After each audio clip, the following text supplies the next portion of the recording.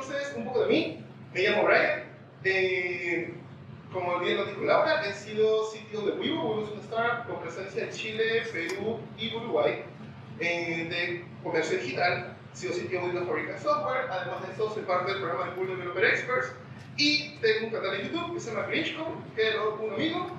Hace ya un tiempo que no subimos videos, pero si quieren adentrarse mucho en Flutter y Firebase, allí hay buen material. Ok, vamos un poco por los anuncios. ¿Qué fue lo que nos trajo el Google I.O.?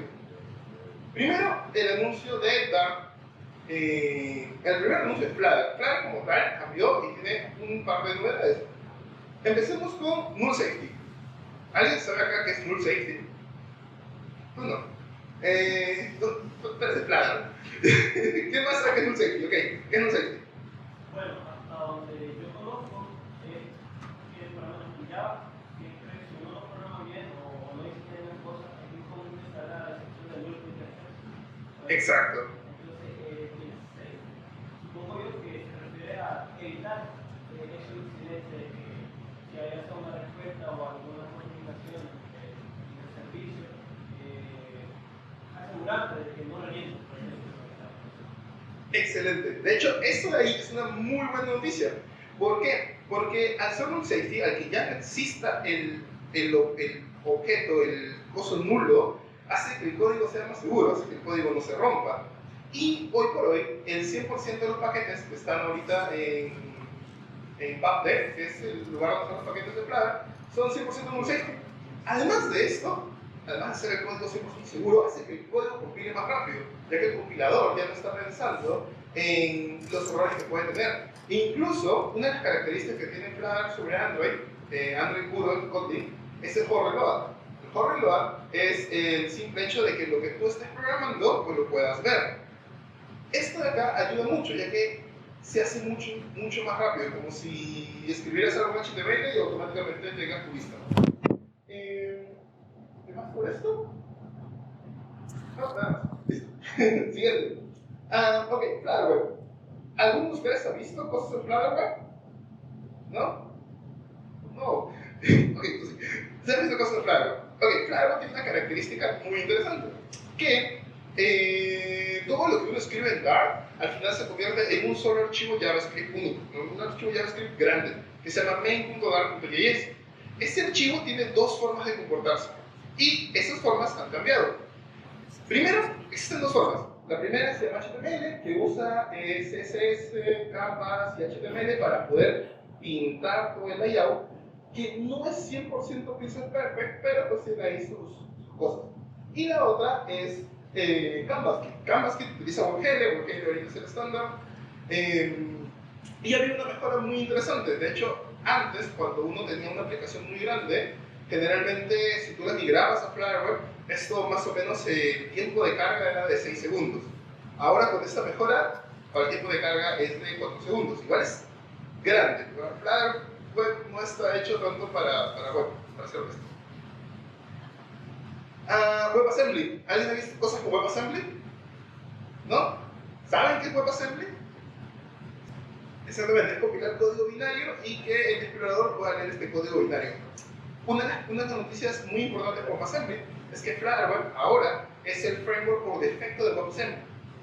Ustedes pueden escribir, por ejemplo, algo en JavaScript y se va a compilar para WebAssembly, se va a compilar en Binary Code, sí, pero si lo hacen en Flutter, pues esto va a tener una compatibilidad nativa. Entonces, si quieren hacer cosas en web y están aventurándose por eso, pues Flutterweb es una de las cosas que tiene futuro, ya que WebAssembly de hecho se va a tratar de que sea un estándar como final de año, por supuesto, que vayan estudiando sobre un framework nativo de esto. Está interesante. Sigamos.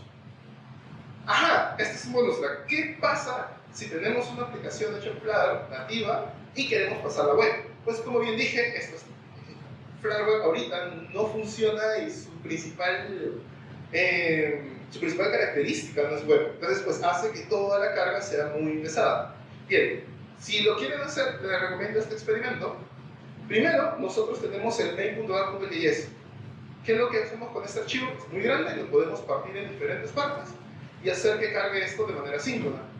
La otra Sumado a esto es usar las etiquetas preload, que ya se mencionaron en la charla anterior de cómo se usan bien. Y por último, usar Gzip Compress.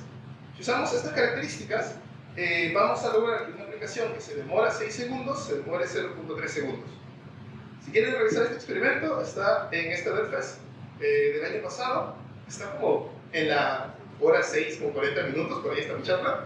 Les recomiendo. Igual, si no están viendo cosas de Flutter, les recomiendo que vean esta charla, porque habla mucho del pensamiento crítico del developer. Así que ahí se los dejo. ¿Está el QR? Está el título. Sigamos. Material Design. Ya se habló sobre algunas novedades de Material Design en la primera charla. Hay algunas cosas nuevas en Flutter, sí, y estos son estos 3 widgets. Primero, la mejora con iOS. Flutter tenía una característica de que las animaciones en iOS no eran netamente, ¿cómo lo digo? Como rápidas, ¿sí? No funcionaban bien. Fluidas, excelente, gracias. Además de eso, el widget de selección de texto también crashaba, no funcionaba bien. Y por último, una nueva forma de navegación. Ya con Material Design 1, cuando salió, se estandarizó el hamburger menú. Pues ahora ya la navegación a nivel de usabilidad ha cambiado mucho. Parte de eso son las propuestas que trae Material 3 y con la adición a Flutter, a los widgets nativos. Entonces, un bonus track también es que ahora se puede debuguear Flutter de manera inalámbrica en iOS, algo que no se podía antes. ¿Cómo se hace esto? Se hace de esta manera. Esta está en la página oficial. Lo que hacen es agregan el puerto de su máquina y pues automáticamente pueden hacer esto. Sigamos. Listo. Acá, ya, vamos por lo interesante. Esta es la parte que me gusta. Datos.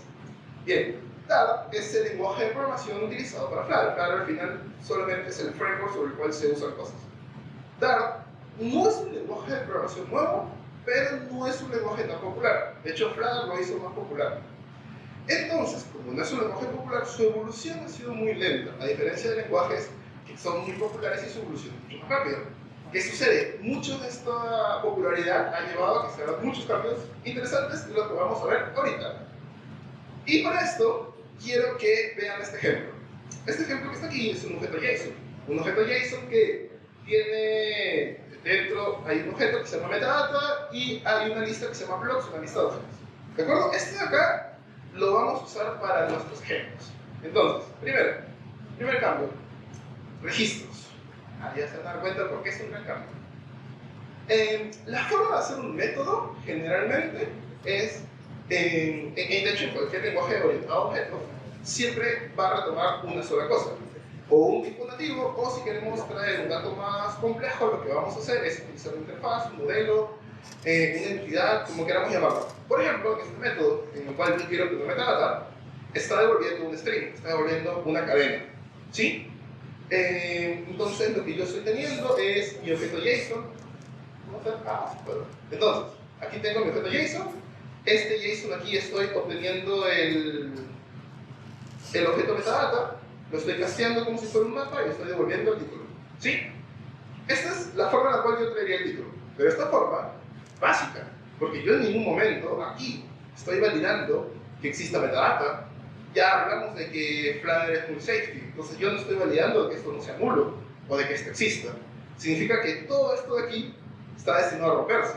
Y si nosotros estamos programando solamente en aplicaciones y dependemos mucho del backend, y el backend se olvida de algo, me da muchas risas, me encanta, va a crashar, se va a romper. Y no importa cuánto el lenguaje de cierta manera ayude a que la aplicación sea segura, ya que es null safety, errar es humano. Pero errar es divino, no se olviden. Entonces, como errar es humano, el backend lamentablemente a veces puede fallar, y esto hace que esto se rompa. Y generalmente hace que nuestro código sea más largo y pues tengamos que programar más cosas. ¿Cuáles y qué son los registros? Miren, voy a mostrar. Aquí está. Entonces, ¿qué es un registro? Un registro es un constructor sintético que se crea en tiempo de compilación. Miren, nosotros aquí tenemos un solo objeto que está devolviendo y en un registro tengo dos objetos. Tengo un string y un datetime. ¿Se dan cuenta que estos están entre paréntesis? En ningún momento definí una interfaz, en ningún momento definí un objeto, solamente lo puse entre paréntesis. Aquí estoy trayendo mi mapa, este mapa lo estoy casteando y estoy devolviendo esta variable aquí y modify lo estoy pasando como si fuera una fecha aquí. Entonces, esta de acá no tiene nombre, es un objeto, es un string nada más. Y lo mismo estoy pasando aquí, un objeto. Aquí le estoy asignando un nombre que se llama modifier. Entonces aquí le doy referencia a ese nombre y le paso su valor. ¿Qué nos permite esto? Nos permite ser más eficientes, ya que ya no estamos programando, ni estamos haciendo modelos o utilizando incluso generadores de código. Por ejemplo, los que ven cosas de Flutter utilizan Freeze, seguro, o algún generador de JSON. Ya no estamos sobrecargando nuestra aplicación de librerías que de cierta manera nos permiten programar mejor. Pues no, ya lo hace el lenguaje por defecto. Entonces, vamos a volver a repasar. Tengo un objeto con un alias, y lo mismo traigo un objeto y el alias. Listo. ¿Cómo se invoca? ¿Cómo se usa? ¿Cómo funciona? Sí. Miren, esto es un widget en Flutter. Aquí tengo la referencia al método que se llama getMetadata. Y si quiero invocar el primer objeto, se recuerda que el primer objeto llamado title no tiene un alias. Como no tiene un alias, y al ser un método sintáctico, se le asigna uno por defecto. Y este es $1. Y el segundo objeto sí tiene un alias, se llama modifier. Entonces, aquí está mi segundo alias. Tengo metadata, modifier, metadata, $1. ¿Cómo funciona el naming en los registros? Funciona de esta manera. Entonces, yo aquí tengo una variable, un registro que se llama record, y tengo el primer alias que se llama named2, que tiene el valor b. Este no tiene alias, que se llama y. Este tiene un alias que se llama named2, su valor es x. Y por último tengo un valor que no tiene alias, que es z. Si yo quiero obtener b, voy a llamar a record.named. Pero si yo quiero obtener y, voy a llamar a record $1. Si yo quiero obtener z, voy a llamar a record $2. ¿Qué quiere decir? Que el naming va a empezar en 1 desde el objeto que no se le ha declarado un alias. Y de esa manera va a seguir correlativamente. Entonces ustedes pueden meter registros sin alias, tan solo los invocan de esta manera. Esto de acá, además de darnos de cierta manera más eficiencia al momento de programar, ya que estamos haciendo menos cosas, estamos generando menos código, también le da un poco de sugar syntax. No sé si a ustedes les ha pasado que al final programar con variables nada más como i, k, no sé, x, versus programar un nombre entero como se debería hacer, como es el estándar. Esto de acá le agrega mucho sugar syntax a lo que estamos haciendo. Entonces, pues, podemos nosotros invertir más tiempo haciendo lógica que escribiendo código. Es muy importante. Bien, ese es el primer cambio. Tenemos muchas cosas. Vamos a patrones, datos, patrones, conciencia, patrones y no patrones. Patrones es una de las cosas que me gusta más de este nuevo cambio, porque también rompe mucho el concepto de cómo se programaba en Flutter. Bien, ¿se acuerdan de nuestro ejemplo? ¿Sí? Tenemos nuestro objeto JSON, tenemos nuestro método con un registro, que lo acabamos de hacer hace un ratito. ¿Sí? ¿Todo bien hasta aquí? Entonces, vamos a hacer un patrón. ¿Se lo voy a mostrar? Bien.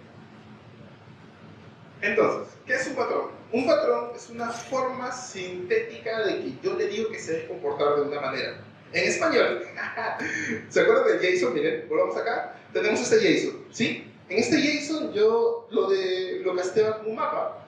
Sobre este mapa obtenía metadata y obtenía estos dos valores. Bien, en el patrón, yo le pongo un if y le digo si esto, con el case, coincide con este patrón que está aquí.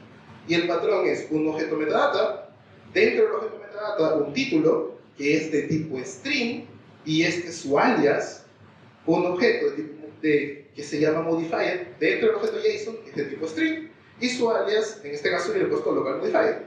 Si todo esto coincide, de acuerdo, yo estoy retornando un registro, entonces voy a retornar el alias y de la misma manera aquí voy a retornar este alias ya parseado con una fecha.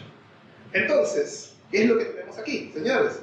Aquí yo no estaba validando nada, no estoy validando si es nulo, no estoy validando si el mapa existe, no estoy validando si hay algo dentro. Y esto de acá se presta para hacer muchos if, o en su peor de los casos un try catch gigante. Esto de acá me permite hacer una validación del objeto, si este objeto es idéntico a lo que yo estoy haciendo, si tiene datos, si no es nulo, si todas las validaciones que yo pueda o que necesite de frente se hacen con esto. Listo. ¿Se dan cuenta? Entonces, si algo cambia en el JSON, esto ya no se rompe. Al contrario, en runes, bueno, aquí tengo un throw, pero este ya puede definir más cosas. Ya no estoy validando tanto. Entonces, primero tengo un registro, ya no hago objetos. Después tengo un patrón, significa que ya no estoy haciendo validaciones, sino automáticamente el código crea código por detrás que lo hace por mí. Hola.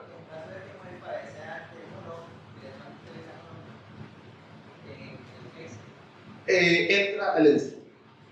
Entonces ahí es donde uno puede empezar a jugar. Sí. Pero si, digamos, nulo, a veces queremos tener nulo, pues, porque, digamos, el backend te responde nulo y quieres verificar si el data en sí es nulo. Perfecto. Entonces, ahí tendrías que poner un signo de interrogación. Exactamente. Usamos el operador nullAware. Después de ese operador nullAware que lo ponemos al final de este string, ya podemos admitir eso. Pero ya tenemos el control. Ya no estamos haciendo tantas alegaciones. ¿Sí? Ah, bien, se pone mejor, ¿verdad? Se pone más lindo. Listo, todos hasta acá. ¿Preguntas? Voy a seguir. ¿No? Bien, sigo. A ver, cuéntame. Vamos en eso. Listo. Entonces, tenemos este ejemplo otra vez. ¿De acuerdo? ¿Se acuerdan del ejemplo? Bien. Ya hemos visto cómo se utiliza un objeto. Vamos con una lista. Entonces, para esta lista voy a declarar un constructor de tipo block. ¿Por qué? Porque dentro de la lista tengo blocks. La lista de blocks tiene blocks que tiene tipo y texto. Entonces, para esto voy a hacer un constructor, una entidad que se llama block, que tiene tipo, que tiene texto, y aquí pongo mi patrón. Entonces, si el JSON que está entrando tiene tipo, tiene su alias, y si este texto tiene este alias acá, lo devuelvo. ¿Sí? Esto es un constructor totalmente simple. ¿Cómo funcionaría con una lista? Funcionaría de esta manera. JSON, case, blocks. Le paso la lista. Esta lista es una lista dinámica que se llama block.json. Y aquí lo estoy recorriendo con un for in. Block.json va a recorrer esta lista de aquí. Y esto, que es dinámico, va a pasar por el constructor que ya hice. Entonces tengo dos patrones. Un patrón dentro de un if, dentro de una lista. Y por último tengo el patrón del constructor. Esto de acá, si lo ven en líneas de código, es mucho. Hacer esto de acá, porque acá está ordenado, porque acá tiene un slash, pero esto de aquí literal es una línea. Entonces tienen validaciones que se hacen muy largas en una línea y tienen un retorno que también se hace en una sola línea. Tienen, además de SugarSync, es un código seguro. Bien, sigamos. Entonces, ¿se acuerdan del ejemplo? Ya hemos visto el objeto, ya hemos visto la lista, ya hemos visto los objetos dentro de la lista. Vamos a hacer un caso más. Bien, tenemos este switch. Sí, este es un switch común, pero este switch tiene dos cosas diferentes. Operador, ¿dónde? El operador O, muy bien, esa es una diferencia. ¿Cuál es la otra diferencia? De un switch común y tradicional. Ajá, tiene el guión abajo, ¿verdad? Entonces, nosotros ahora los patrones también lo podemos poner dentro de los switch. ¿Qué quiere decir? Que ahora podemos crear switch más complejos. En este caso, puedo poner operadores dentro del switch. Y este cambio está muy interesante porque ahora se reemplaza el default por el guión de abajo. Puedo seguir usando default, sí puedo seguir usando default, pero también puedo usar el guión de abajo. Entonces, este switch, al ser un switch común y corriente, tengo una variable. Esta variable, a su vez, cuando el tipo se comporta de esta manera, le devuelve un estilo. Cuando se comporta de esta manera, le devuelve otro tipo de estilo. Y por defecto se vuelve este estilo. Al final, esta variable que está aquí, la uso aquí. Mal que bien, si yo quiero abstraer este switch y encapsularlo y ponerlo en otro lado, tendría que ser un método, ¿verdad? Si lo quisiera hacer en una sola línea, como si fuera un if ternario, pues no se puede hacer porque es un if. Si lo quisiera hacer con un operador ternario, sería muy largo. ¿Cuál es el cambio con patrones? Es el siguiente. Ahora yo puedo devolver un switch sin necesidad de encapsularlo. Entonces yo puedo asignarle a esta variable un switch directamente y a este le asigno justo lo mismo que estoy variando. En este caso estoy variando h1, el operador O, y aquí es donde entra el juego el operador guión abajo, que reemplaza al default, porque el default, ya, si lo quieren ver en esa estructura, el default ya no sería Sugar Syntax. Entonces, esto de acá. Esto se utiliza en muchos lenguajes de programación, es cierto, de hecho Rust tiene esto, pero como les dije, Dart recién por su popularidad está evolucionando y nos trae este tipo de cambios. Ahora, vamos a ver algo que mezcla todo lo que hemos aprendido hasta ahora. Miren esto. Una de las cosas que uno sufre como developer es utilizar o comparar y mostrar fechas. Porque generalmente tú entra una fecha, esta fecha, por ejemplo, si están utilizando Instagram, en una publicación les sale como fue hace una hora, fue ayer, fue la semana pasada. Hacer ese tipo de comparaciones es largo y difícil en cualquier lenguaje de programación. Ahora, vamos a aplicar todo lo que hemos aprendido. Bien, vamos con esto. Entonces, tengo un método que está entrando daytime, estoy obteniendo la fecha de ahora y estoy retornando un switch. Entonces, a esta diferencia que está aquí, la estoy pasando dentro del switch y le digo, si la duración en días es 0, voy a retornar una cadena que va a ser hoy. Si la duración en días, la diferencia en días es 1, es mañana. Si la duración en días es -1, va a ser ayer. Aquí todo bien. Miren esto. Si la duración en días, le estoy poniendo un alias, no estoy haciendo ninguna comparación, en días, entonces estos días que están aquí, de esta duración, es mayor a 7, lo divido para saber cuántas semanas hay de aquí a allá. Lo puedo hacer al revés. Si la duración en días, le asigno un alias, utilizo el alias para preguntar si esto es menor a 7, son semanas atrás. Si la duración en días, el alias es negativo, entonces es tantos días hacia atrás. Y por último, por defecto, la duración en días son días de acá en adelante. Listo. Hemos mezclado todo lo que hemos aprendido hasta ahora en un método muy sencillo.